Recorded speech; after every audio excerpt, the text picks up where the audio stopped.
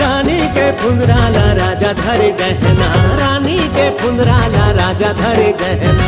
ले जा ताल खोर, ले जा पताल खोर, लचना के ओरे ओरे रायपुर के कोरे कोर तरी दिया ना, हे तरी दिया ना ऊपर बाती परे वना तोर बोली मीठ लागे गजा मुंग तोर बोली।